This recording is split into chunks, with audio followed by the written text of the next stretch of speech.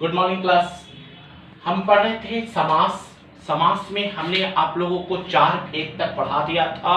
अव्ययीभाव समास, तत्पुरुष समास, कर्मधारय समास और द्विगु समास, यहां तक हमने आपको पढ़ा दिया था।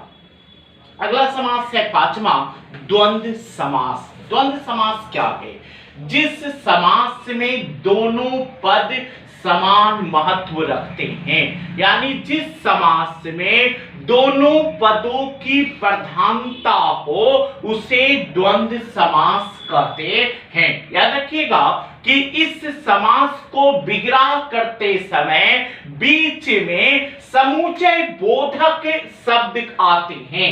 याद रखिएगा इस समास को विग्रह करने में क्या होता है, बीच में क्या होता है, समुच्चय बोधक शब्द आते हैं, उसे हम लोग क्या कहते हैं, द्वंद्व समास कहते हैं। जैसे माता पिता, माता और पिता, राजा रंक, राजा और रंक, भाई बहन, भाई और बहन, दोनों पदों की प्रधानता है। मतलब जिस समास में दोनों पदों की प्रधानता हो उसे हम क्या कहते हैं, द्वंद्व समास कहते हैं।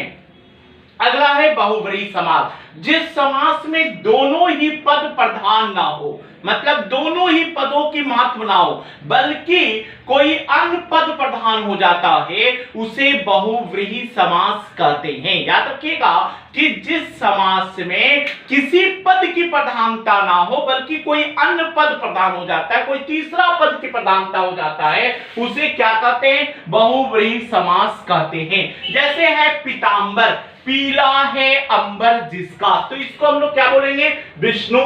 गजानन, गज का आनंद जिसका, इसको हम क्या बोलेंगे, गणेश।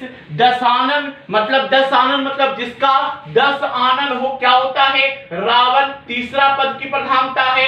लंबोदर, जिसका उदर लंबा हो, क्या होता है, गणेश, तो तीसरा पद की प्रधानता हो। जहां पर तीसरा पद की प्रधानता हो जाता है उसे हम लोग क्या कहते हैं, बहुव्रीहि समास कहते हैं। चक्रपाणी, ठीक है, चक्र पानी मतलब किसको बोला जाता है, पानी है जिसका हाथ में चक्र है, ठीक है, किसको बोलते हैं, विष्णु को बोलते हैं। तो तीसरा पद की प्रधानता जहां होता है उसे हम लोग क्या बोलेंगे, बहुव्रीहि समास कहते हैं। अगला समास है, लास्ट है एक नई समास। क्या है, इस एक नए समास जो है पुस्तक में कहीं कहीं दिया हुआ है, कहीं कहीं नहीं दिया हुआ है, लेकिन आप याद रखिएगा कि नए समास जो समास होता है, मतलब नए समास जिस समास को विग्रह करने के बाद नकारात्मक शब्द आ जाए, निगेटिव शब्द आ जाए, नकारात्मक शब्द आ जाए, उसे नए समास कहते हैं। जैसे अमर,